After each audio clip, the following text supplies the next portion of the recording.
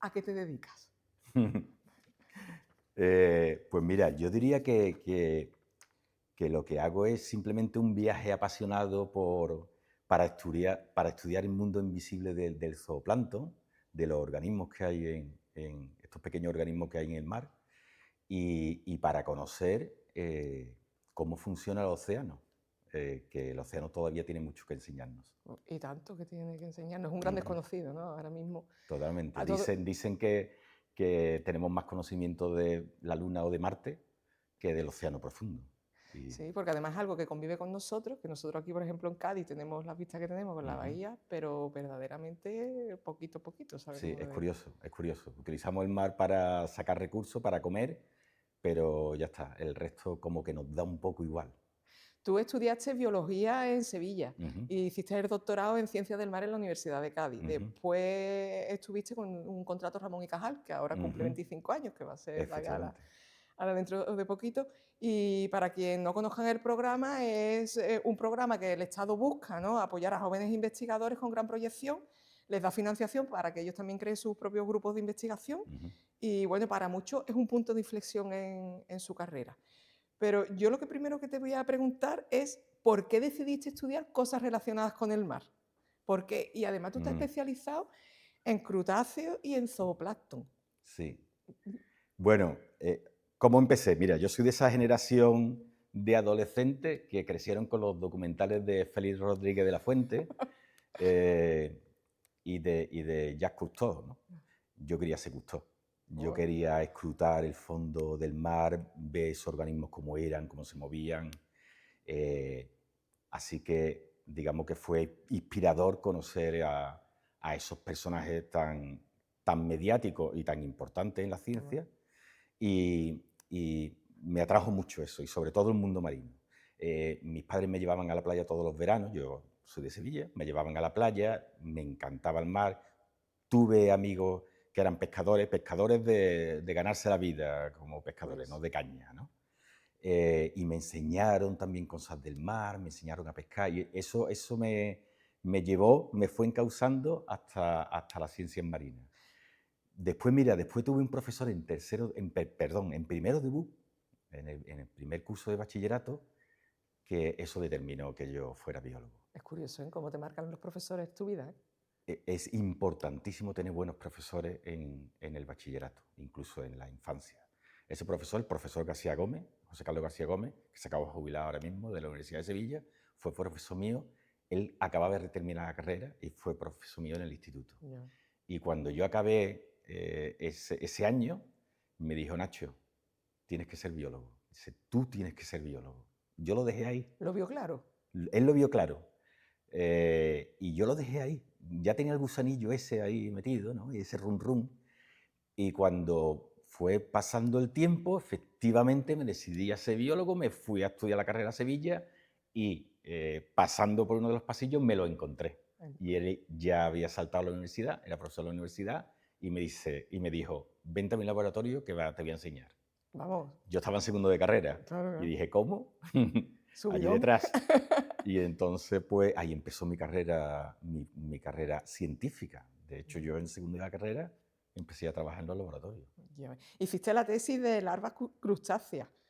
¿Por Larva qué? de crustáceos. Eso es. Sí, ¿Por qué un mundo microscópico? Es que, claro, sí, biología y te fuiste a lo más pequeñito, ¿ves? es cierto, es cierto. Mira, yo empecé estudiando en el laboratorio de José Carlos García Gómez, yo empecé estudiando cangrejos. Ellos estudiaban con moluscos, cosas totalmente distintas.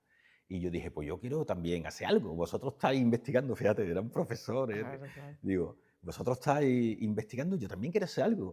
Yo me voy a ir a la playa y voy a coger cangrejos, por decir algo, ¿no? Y nos fuimos a la playa de Chipiona, me fui con un colega que también era un poco friki de esto, y me fui a la playa de Chipiona y fuimos a coger cangrejos. El primer día no cogimos nada porque fuimos en diciembre, no sabíamos que los cangrejos en diciembre están escondidos o están en agua más profunda, y entonces Claro. realmente no los vamos a encontrar nunca. Pero Bueno, bueno, no nos desanimamos y entonces fuimos semanas después, y en esas semanas después cogimos un par de especies de cangrejos que no se habían citado nunca en el Atlántico. en Se serio. conocían en el Mediterráneo, pero nunca en el Atlántico. Y dijimos: bueno, ¿esto cómo es? Se lo consultamos a estos profesores y nos dijeron: esto lo tenéis que publicar. publicar, ¿qué es publicar? Fue un gran golpe de suerte, en realidad, ¿no? Sí, sí. Fueron golpes de suerte, pero yo pienso que cuando tú aprovechas las suertes, Claro, ahí está ven, el tema, aprovechar la suerte, ¿no? Y claro. nosotros dijimos, pues vamos a publicar esto. A ver cómo se publica, cómo se escribe un artículo. Y ahí estuvimos, ¿no? Y entonces, a raíz de eso, bueno, ya empezamos a leer artículos científicos, los dos éramos muy frikis, ya leíamos artículos científicos y nos llegó a nosotros un artículo de las larvas, de cómo eran las larvas de estos cangrejos. Ajá. Y era una cosa rarísima, eran unos bichos rarísimos, de alien, ¿vale? No se parecían nada a un cangrejo. Y entonces dije yo, uy, pues a mí me gusta esto, yo quiero investigar esto. ¿Estos bichos dónde están? ¿Cómo es? ¿Cómo son? Pues son unos grandes desconocidos, entonces Totalmente. te llamó Entonces, mucho la y atención. de hecho, explorando, no existían trabajos para poder identificar unos de otros. Y nosotros cogíamos organismos del plancton y nos dábamos cuenta que había infinidad de estos organismos. Es un Y no mundo se sabían lo aparte. que eran. Es Un como un mundo mundo aparte. aparte. Es una realidad Y entonces paralela. por ahí me metí y dije, yo quiero hacer una tesis doctoral sobre. Empecé cuando Sí, estaba en la carrera claro. y cuando terminé la carrera me vine aquí al CSIC a hacer el doctorado y en ese momento fue cuando ya me enganché con eso. Te dieron un contrato Ramón y Cajal. Ujú. ¿Qué significó para ti eso? Bueno, la noche y el día. Un contrato de Ramón y Cajal, digamos, un contrato de 5 años que le dan a investigadores con cierto currículum, bueno, Claro. ahora con un currículum bastante importante, y, y tener, o sea, poder tener ese contrato me permitió crear un pequeño grupo de investigación, poder concursar para proyectos de investigación importantes del Plan Nacional, poder contratar personas para hacer tesis doctoral, Claro, es que técnico. hablamos de Champions League, o sea, los Y Ramones y Cajales sois... sí. Bueno, no es sois... fácil conseguir un Claro, contrato, por eso. pero bueno, yo lo conseguí, la Claro, verdad, y para mí fue una cosa bastante importante claro. el conseguir eso. Yo creo que es una iniciativa bastante buena, sí. Y ¿crees que ese tipo de programas ayudan a consolidar la ciencia en España? ¿Nos hacen falta más programas de estas características? ¿Tú cómo estás viendo ahora mismo? Porque sí, el Mira, Ramón y sí, Cajal seguimos teniéndolo, está el cierto. Juan de la Cierva, Mm. pero ¿tú cómo ves la situación ahora mismo con este tipo de cosas? Yo creo que es una iniciativa, una idea bastante buena. Hace 25 años fue buena, se creó con la idea de de retornar el talento que se había gestado en España, en la ciencia española, las personas que habían hecho el doctorado aquí en España, bueno, que se fueron al extranjero a tener su formación postdoctoral también en el extranjero. Y ese programa se creó para aquellos que se habían quedado en el extranjero y no retornaban, pues que pudieran venir. Esa idea es muy buena y creo que debe seguir estando, pero no está bien implementada y ese es el fallo que tiene. ¿Por qué? Los contratos, digamos, el programa de Ramón y Cajal es finalista, es un contrato de 5 años. A los 5 años, ¿qué pasa con ese investigador? Estamos hablando de investigadores que están, yo no creo que haya muchos que estén por debajo de los 40 años. Una persona que lleva toda la vida estudiando, toda la vida publicando, digamos, full time, y creando un currículum, y que con 40 y algo años, que ya tiene su familia, Sí, no digamos las mujeres investigadoras. sí, los varones que... Eso ya totalmente aparte. O sea, estas mujeres toda la vida investigando, además si quieren tener niños, tienen que ser una edad más temprana, con lo cual el estrés es muy grande. Entonces, personas que tienen 40 y tantos años, que acaban un contrato de Ramón y Cajal y que no le dan la oportunidad de poder seguir, porque en realidad ese programa es para que las personas que han llegado a una universidad, a un centro de investigación, se queden. Pero la financiación es tan escasa que la universidad y los centros de investigación no los pueden Sí, no hay mantener. garantía de que los puedan mantener. Exactamente. Entonces, es buena la iniciativa, pero no está bien diseñada la estrategia. La estrategia tiene que estar diseñada en una carrera científica que te vaya desde que empieza el doctorado hasta que consolida un puesto en el sistema de investigación Sí, digamos español. que no está bien rematada. Exactamente, no Le está bien falta un rematado. final. Exactamente, Ya, exactamente. la verdad es que voy a cambiarte un poco el tercio, Ujú, ¿vale? Porque ayer yo participé en un seminario por la tarde y me preguntaron, porque era sobre comunicación y cambio climático, y me ujú. preguntaron que qué acción de mi vida me había a mí concienciado sobre el cambio climático a la hora de hacer divulgación científica. Y yo les estuve hablando de la expedición Malaspina, Ajá. porque yo estaba recién llegada a la universidad, fue en torno a Sí, 2010-2011. 2010-2011. Sí, y yo recuerdo que me impactó mucho, ¿no? El proyecto. De hecho, yo te conocí a ti en ese Ujú. contexto. Y bueno, para los que no lo sepan, la expedición Malaspina fue un proyecto Consolider, creo recordar, Consoliden, proyecto que Consoliden, participaron sí. más de 400 Sí, sí, investigadores, lo capitaneaba el CSIC y estaba la exactamente. Armada también involucrada con Sí, el sí, Sarmiento de Gamboa y sí. el Hespéride. Ujú, Y bueno, muchos investigadores formasteis parte de esa expedición que daba la vuelta al mundo ujú. para ver un poco cómo se encontraban los océanos, ¿no? En Exactamente, sí. relación al cambio climático y demás. Exactamente.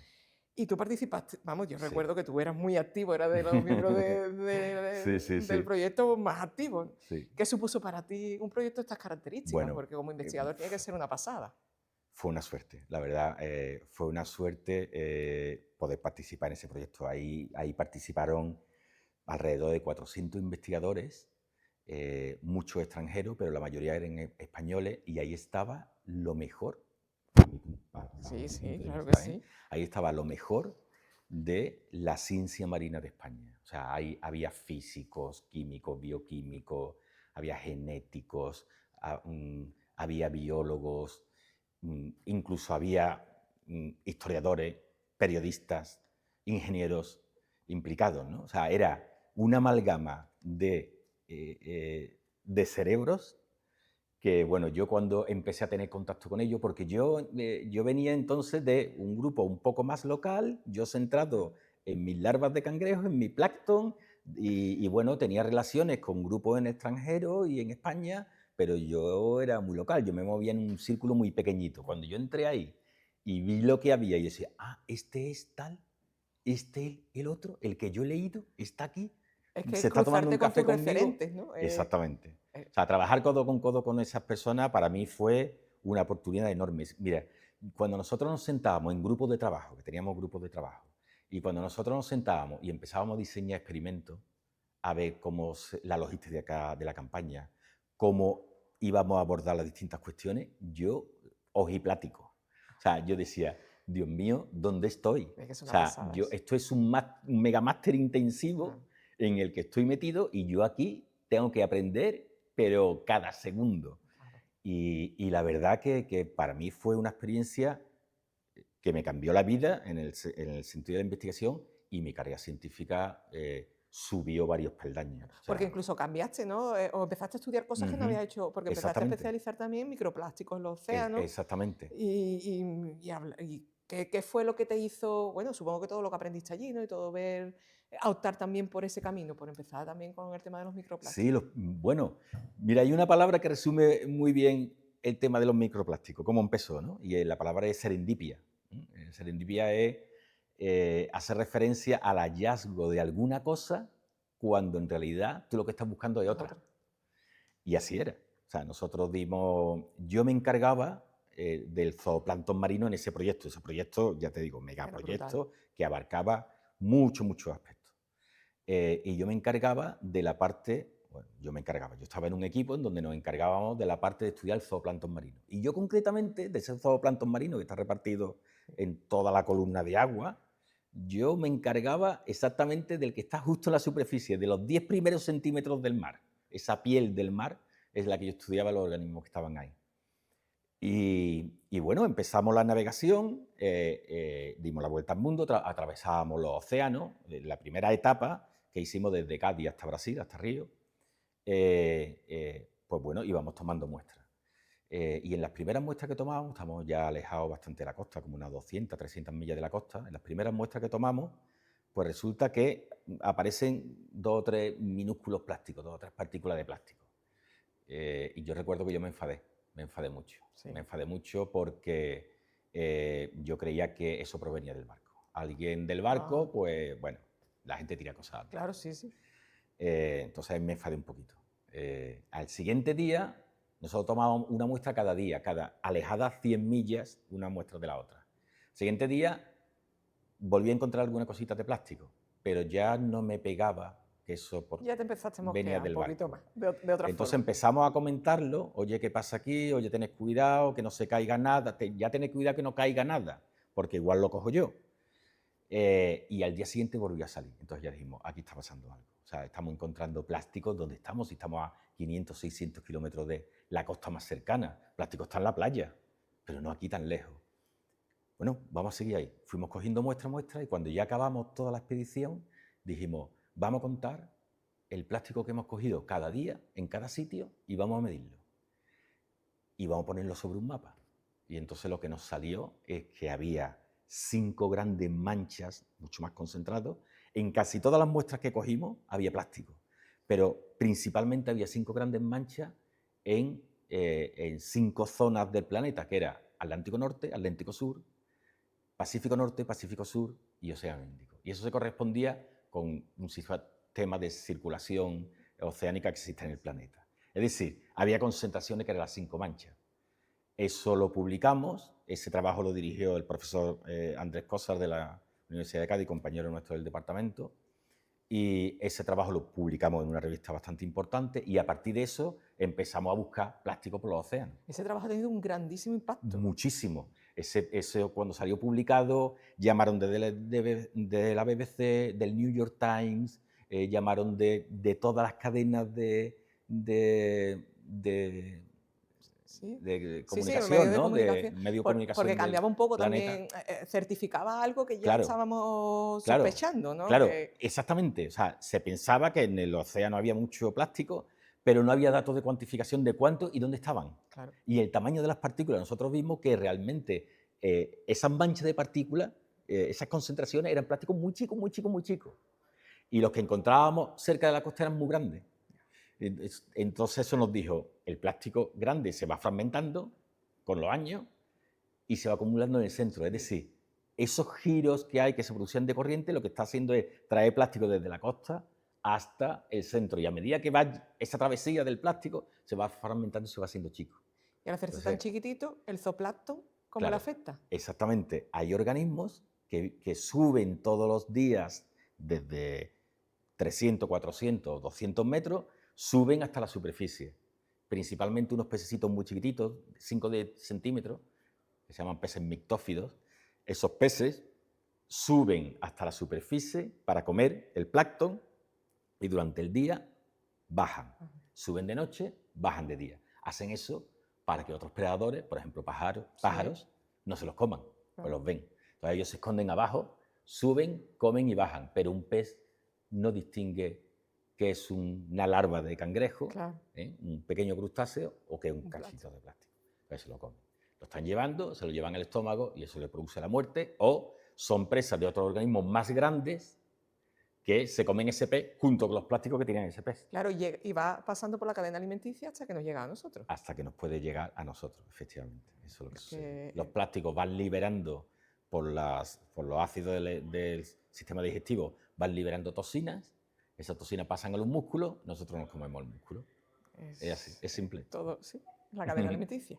Sí. También eres inventor. Esto suena un poco, pero es cierto, eres inventor, diseñaste un aparato oceánico que hoy está patentado por la Universidad de Cádiz, que es un equipo oceanográfico centrado en la recogida de muestras de plancton aplicable a la roseta, ¿no? ¿Cómo es ver lo que tú has ideado en campañas reales que se está utilizando? Sí, cierto, y además hay una empresa, precisamente de alumnos de la Facultad de Ciencias del Mar, que fundaron una empresa de equipamiento oceanográfico, no sé, quizás ahora unos 10, 12 años, y son alumnos del mar, de ciencia del mar, y ellos la están explotando comercialmente. O sea, que también está licitada. Sí, está en explotación. O sea, está en explotación. Pero, ¿y qué sientes tú cuando lo ves eso? Que está en explotación, que está en buques Hombre, oceanográficos. me resulta, no sé, me resulta simpático. Mira, la patente esa, en realidad, bueno, yo al final ya diseñé el modelo, hice las pruebas y todo, pero eso surgió en una mesa de aquí, de un restaurante del Puerto Santa María, precisamente haciendo una reunión del grupo de zooplancton del proyecto Malespina. Estábamos unos cuantos investigadores allí sentados y surgió el problema. Entonces digo yo, oye, hay una cosa que no se nos está escapando, que hay plancton que vive a 4.000 metros de profundidad, no está arriba. Entonces, ese plancton de 4.000 metros de profundidad, que es muy pequeñito, ¿eso cómo lo cogemos? Porque, claro, los tiempos eran milimétricos. Me imagino. ¿Vale? Allí un barco cuesta un dineral y el tiempo para hacer maniobra estaba contado al segundo. Y dijimos, si nosotros le decimos a nuestro jefe, que era Carlos Duarte, que es Carlos Duarte, un investigador fuera de serie, si nosotros le decimos a Carlos Duarte que nosotros necesitamos 4 horas para bajar una red, tomar una muestra de 10 minutos y subir, nos va a decir que nada. ¿Cómo cogemos esos bichos? Dando la vuelta, surge la idea de que en un equipo que ya bajaba 4.000 metros, que iba a bajar todos los días 4.000 metros, nosotros enganchábamos una especie de red que podíamos abrir y cerrar cuando nosotros quisiéramos, y a medida que ese equipo bajaba o subía, iba filtrando agua. Y entonces, más o menos una forma simple de explicártelo. Para que nos entendamos. Bueno, lo hicimos, nos salió muy bien, y el remate de los tomates, como se suele decir, el remate fue cuando lo bajamos por primera vez y cuando lo subimos encontramos microalgas fotosintéticas, microalgas que necesitan la luz para poder crecer y dividirse a 4.000 metros en un océano que los oceanógrafos llamamos el océano oscuro, ¿sabes? El océano profundo, océano oscuro. Nada, cero de luz. ¿Sabes? Y estaban vivas.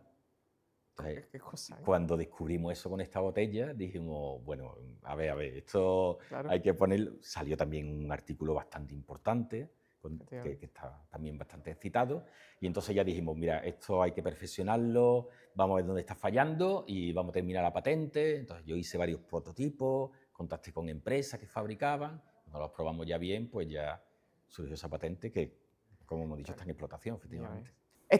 Tú has ido a la Antártida y has ido 2 veces. O sea, ¿cómo has ido? O sea, ¿cómo llegas a ir a la Antártida? ¿Cómo es ese siguiente paso que das en tu investigación para decir, bueno, me voy a la isla de Decepción, voy a estudiar allí el zooplancton que hay en la zona y ver?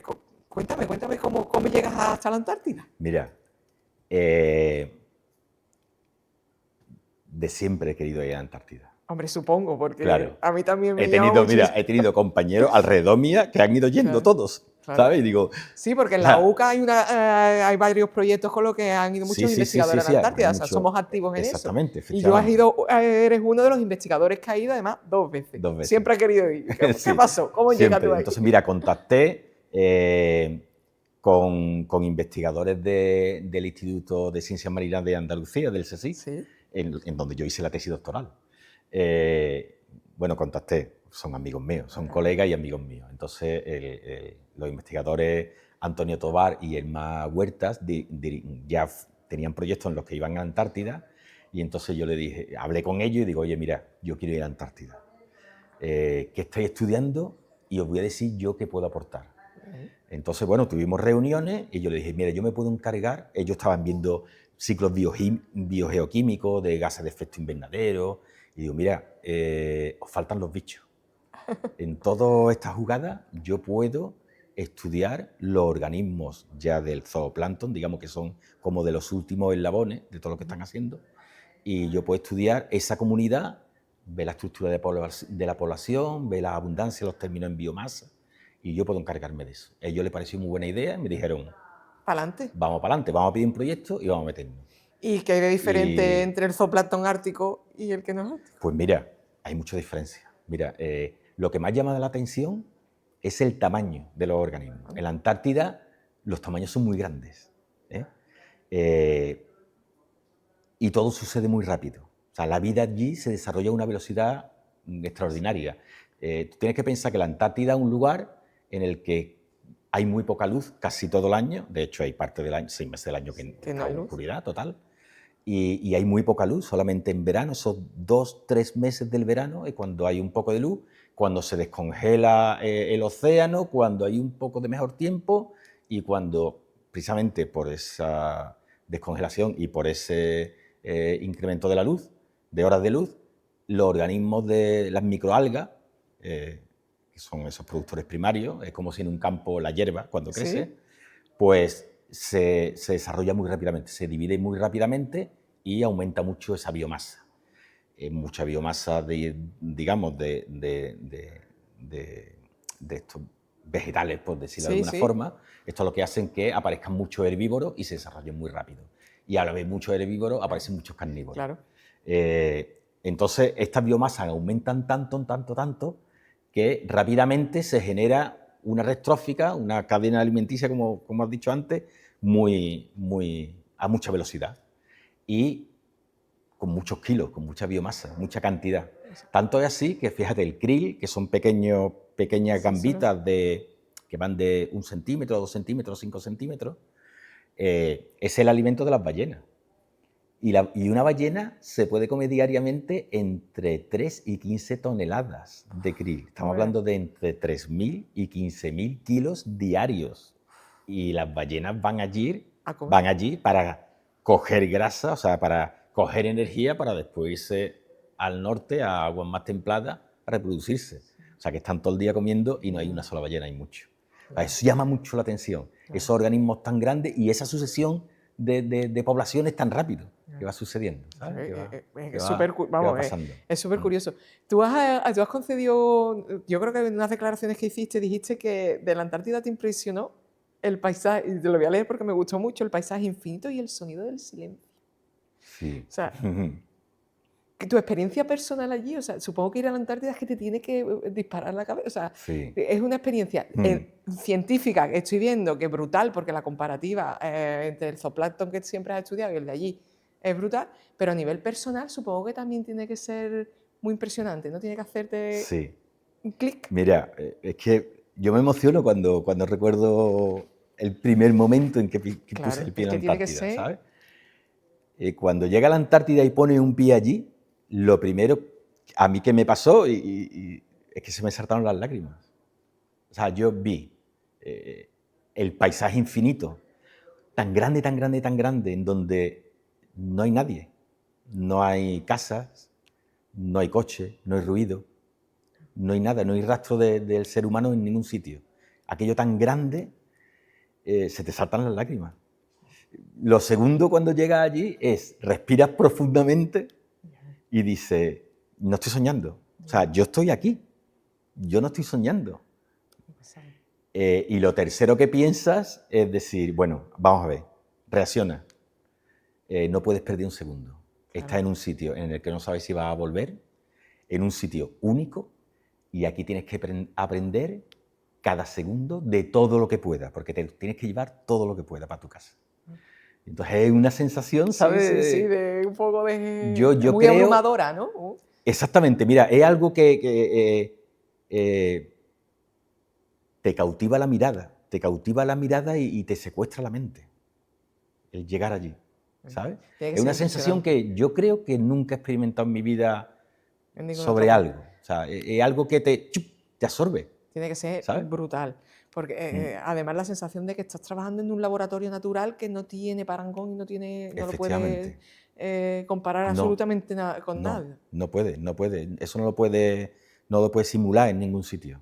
¿Por qué es tan importante? Porque la gente que a lo mejor nos está viendo no sabe por qué es tan importante Mm. trabajar ahí en la Antártida. ¿Qué diferencia? Mira, la Antártida, a ver si soy capaz de resumirlo un poco, pero la Antártida es el principal motor del sistema climático del planeta. La Antártida es el lugar en donde más CO2, que es el dióxido de Sí. carbono, de los gases más importantes de efecto invernadero que existen ahora mismo y que está produciendo el cambio climático, entre otros. La Antártida es el lugar en donde más CO2 se secuestra, absorbe. La absorbe y lo retira de la atmósfera, minimizando el efecto de cambio climático. Eso por un lugar, por un lado. Por otro sitio, la Antártida, el océano austral, que rodea todo el continente, resulta que es el lugar en el que confluyen las distintas grandes cuencas marinas del planeta. El océano Pacífico, el Atlántico y el Índico se unen Ahí. gracias al océano austral, que además hay una corriente potentísima que está continuamente girando. Y eso hace que funcione como un poco equilibrando principalmente el calor que transportan cada uno de los océanos. Y O como sea, un es poco... nuestro termómetro. Es nuestro termómetro, efectivamente, es un termómetro. Y precisamente la Antártida, otro aspecto importante que tiene es que funciona como un sistema de alerta temprana, Ujú. una alarma temprana de lo que está o de lo que puede producir el cambio climático. Los océanos, los glaciares, mejor dicho, se están descongelando de una forma mucho más rápida que los últimos miles de años. Eso es muy fácil de saber y Sí. eso es Y, matemática pura, y además muy ¿vale? llamativo, las imágenes que nos llegan de la Exactamente, o Antártida que sea, podemos ver todos en la tele. exactamente, eso, para empezar, pero después hay testigos y hay dataciones en donde se está viendo perfectamente cómo aquello se está descongelando. O sea, esto no, es que igual sí, igual no, no, esto, como Está yo te digo, es pasando. casi matemática pura. Entonces, el que los glaciares se descongelen, lo que hacen es que ese hielo se convierte en agua y ese agua pasa a las cuencas oceánicas y sube el nivel del mar. O sea, cuando nosotros vemos que los glaciares se están descongelando, en realidad nos están diciendo, cuidado, Cuidado. va a subir el nivel del mar, entre otras muchas cosas, ¿eh? Sí, claro, Porque claro, el agua es claro. agua dulce, el hielo es agua dulce, y estamos echando agua dulce al mar, y el agua dulce y el agua salada es como el aceite y el agua, no se mezclan. Y se quedan capas ahí en donde hay organismos que viven en una masa de agua y otras en otra. Y eso no se mezcla y eso también trae otros perjuicios para el sistema del océano, ¿no? Con todo lo que estamos hablando, ¿tú cómo ves actualmente la financiación en nuestro país con la ciencia? Es que Es es que complicado. esa Siempre, respuesta es la que dan todos los claro, científicos claro. Siempre hay es, poco dinero y para la es verdad. ciencia, porque con todo lo que estamos hablando, pero ¿tú cómo estás viendo ahora el panorama? Siempre es poco dinero, pero yo tampoco, o sea, el dinero es finito, ¿vale? Y hay que resolver otras cuestiones en cada uno de los estados, ¿no? En cada uno de los países. No podemos ser tampoco tan egoístas.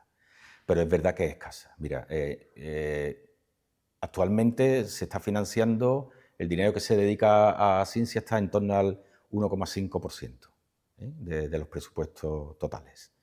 Se está incrementando, es verdad, se está incrementando en los últimos años, pero es insuficiente. La media europea está en torno al 2,5%, por tanto es insuficiente, realmente insuficiente. Y además las partidas, bueno, cuando decimos el 1,5 de dinero para investigación, vale, lo metemos todo ahí y decimos, bueno, pues mira, ya, vamos a hacer un poco eh, el triado, ¿no?, de ese dinero. Y resulta que mucho dinero va para algunos sectores que consideran muy estratégicos, telecomunicaciones, defensa, con lo cual a la ciencia básica le llega poco. El océano tampoco es algo que parece que todavía interese mucho, ¿m? Igual que otros campos, ¿vale? Igual que otros campos. Por tanto, el dinero que llega es todavía escaso. Entonces, hace falta aumentar la financiación si queremos estar en la vanguardia de la ciencia. Podemos ir al remolque de todos los países, ¿vale? Pues si vamos al remolque de todos los países, pues simplemente le vamos comprando las patentes o ellos van generando tecnología y nosotros se la vamos comprando. ¿Ya está? No podemos hacer otra cosa. Distinto es que queramos ponernos a la vanguardia, entonces hay que invertir mucho más. Y Mucho más por no dinero. hablar de la carrera del investigador, que al principio todos estamos viendo, por lo menos aquí en España, que es una carrera muy sufrida, con Sí, sueldos bajos, no muy buenos, bajos. y que para llegar a tener una Ramón y Cajal y después poder asentarte, pasas prácticamente pues, por una situación compleja. Exactamente, es muy complicado. Eh, es una carrera que es vocacional, es Totalmente. vocacional. Cuando tú digamos, decides entrar en el sistema, en la ciencia y hacer investigación, lo primero que tienes que meterte en la cabeza es que tú no vas a ganar mucho dinero. Tú vas a ganar dinero para vivir cómodamente, cuando llegues.